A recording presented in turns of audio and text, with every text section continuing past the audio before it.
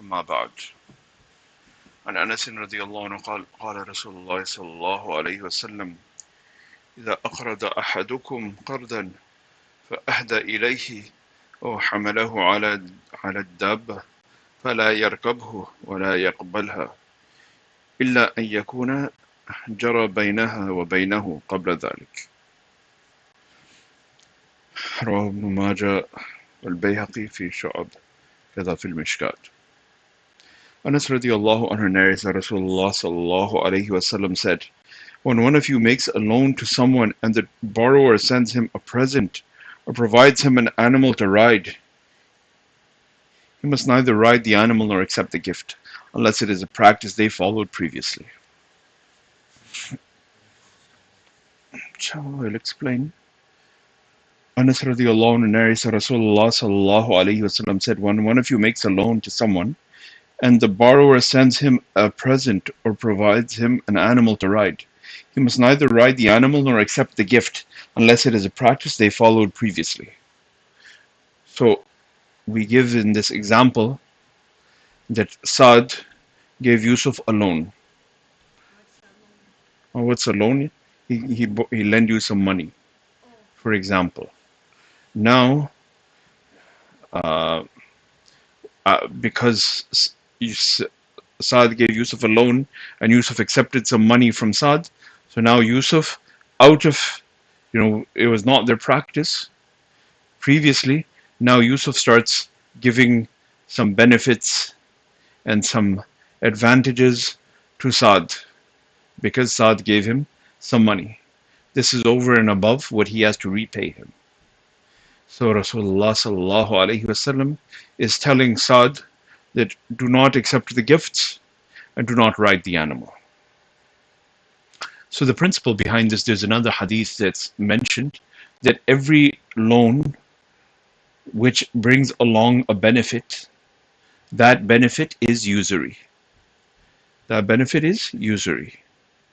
So it's not interest in the terms, in like what's being charged in the banks, but it is usury. It is a benefit which is not right, especially when it is understood and sort of comes along with the loan.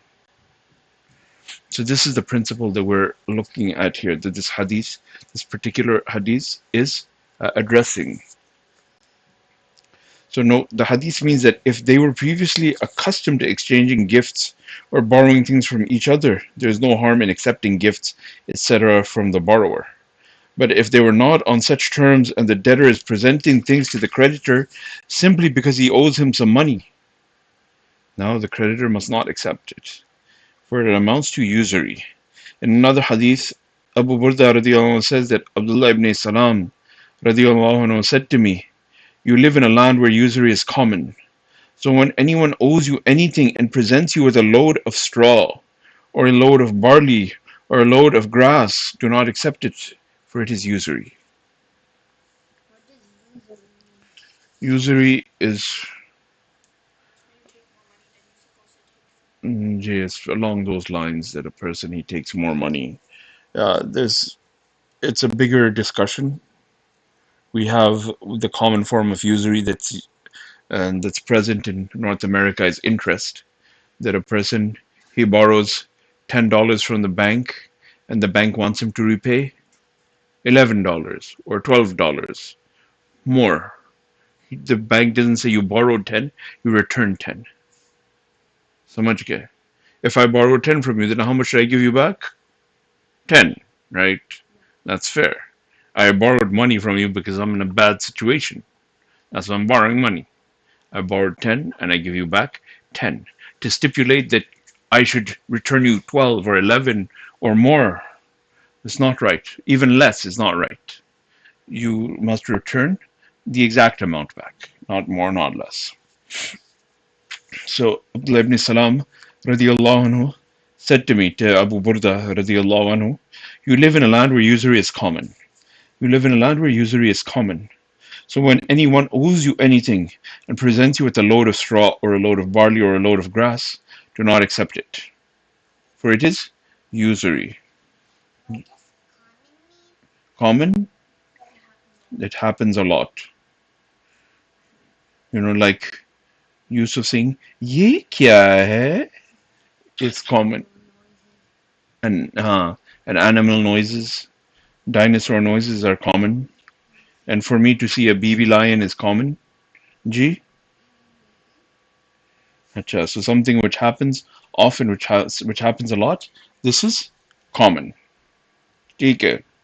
So before accepting a gift, the receiver should ascertain that the donor has no such evil intention in his mind.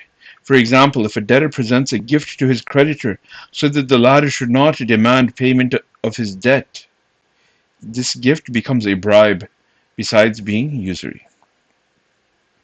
It has been narrated in a number of ahadith that Rasulullah sallallahu alaihi wasallam cursed the one who bribes and the one who accepts bribes.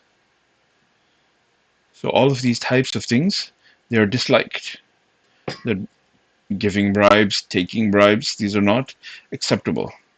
Abdullah ibn Umar radiallahu anhu narrates that Rasulullah sallallahu alaihi wasallam invoked the curse of Allah Ta'ala on the one who bribes and the one who takes bribes. It has been narrated in another hadith that the curse of Allah Ta'ala befalls the one who bribes and the one who takes bribes. It has been related in still another hadith that the one who gives bribes and the one who accepts bribes will both go to Jahannam. Gee. This is the question I was anticipating. What are bribes? What is the dictionary definition of bribe? I don't remember it off the top of my head. But a person, generally, a bribe is given to someone in power for them to make your job a bit easier. So say that all day you wanted a chocolate, and Ammi kept on telling you, "No, no chocolate. You already had your 3 chocolates for the day. No fifth and sixth chocolate. No fourth, fifth, sixth chocolates." And now you see that, well, Abati just came home, and you're like, "Abati, you're my favorite Abati." And then you start trying to butter up the abati and say nice things, and then say, "Cha, jazakumullahu khairan. Why do you say such things? Can I get another chocolate?" Like, huh? You already had 3 chocolates. Yeah, that doesn't work here. Inshallah, Allah make us all just. Unfortunately, the question today, it's not can someone be bought, it's what is their price. This is the reality. May Allah save us from being bought. But so this is what a bribe is. समझ गए? थोड़ा सा समझ गए? So especially today, we think that in our part of the world it doesn't happen. We're in Canada. We're not back home like in India, Pakistan, where people take bribes openly. A person gets a ticket. Police stop someone speeding. Like, "Hey, I caught you going 50 above the speed limit." You're like, "I was going 10 above the speed limit." "Well, I caught you 50 above the speed limit. The ticket will be 10,000 rupees." Or, see that guy there? You can drop him 100 rupee, let him know it's a gift, and your ticket will be all forgotten. So that happens over there. What is that 100 rupees? If I have to pay a fine, then I'll pay the fine. It is what it is. If I committed a crime, then I'll do the time. But they're like, or you can get out of it. You can pay the full amount, or you can also get out of it, and I will look the other way just as long as if I see 100 rupee fallen on the ground, maybe while I'm bending and looking down, I will not see you running away. Yes. So these types of things are not acceptable. So Deen tells us about our dealings too. Deen is not just about our salat and about our worship. It tells us how we should behave and how an entire society will be upright and will be fair and will be just. Because the one who has that extra 200 rupees to drop, or that $200 to drop to make the policeman not pay attention, he can get out of a $10,000 fine. And that poor person who does not have that extra $200, he gets hit with one fine, 300, 400, 500. The person who doesn't have the money to pay, he is paying fine after fine after fine. The person who has money, well, he's dropping, some money here or there. It's falling into the pockets of the policeman, but it's not helping the society that it was meant to support. Anyways, just a little side thing that our deen, Islam, is meant to keep a society upright as well. And this happens when the people within who form the government of the society are themselves upright, when they themselves have deen. If they themselves do not have deen, we send them to all the great universities of the world, but we never bothered teaching them their deen. We never bothered teaching them about Allah. We never bothered teaching them that Allah is everywhere and He sees everything, and that we will have to give account to Allah once we leave this world. Then, then why would a person care? And this is what we see in the world. That you see very highly qualified people leading countries, but you do not see taqwa in their lives. You do not see taqwa in their lives. They're looking at the bottom line. They're looking at the dollars and cents. Allah save us. Another hadith says, a community among whose member usury is common are afflicted with famine, and a community whose members practice bribery is haunted by awe and fear of other people. There are many ahadith stating that Rasulullah sallallahu alaihi wasallam cursed the one who takes bribes, the one who bribes others, and the one who acts as a go-between regarding the bribe. Rasulullah sallallahu alaihi wasallam sent a man to collect sadaqah, zakat, and voluntary sadaqah. So he sent him as a collector to go and to collect zakat from the people. There, they would see what kind of animals a person had. He has 100 camels or 10 camels. How much zakat does he have to give on that? On the number of sheep, camels, cows, so on and so forth.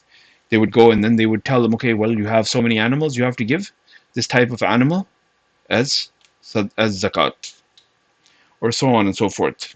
He on his return said, this part of the collection is sadaqah, and this was presented to me as a gift. This amount was sadaqah. I got all of this as zakat. And someone said, MashaAllah, look at you. What a pious man you are. You are freeing up your time to collect these sadaqat. I should give you a gift too. So now Rasulullah sallallahu alaihi wasallam told him, on this Prophet sallallahu alaihi wasallam said, I employ some people. So he admonished the people thus. So he got up on the minbar and he said that I employ some people to collect sadaqah.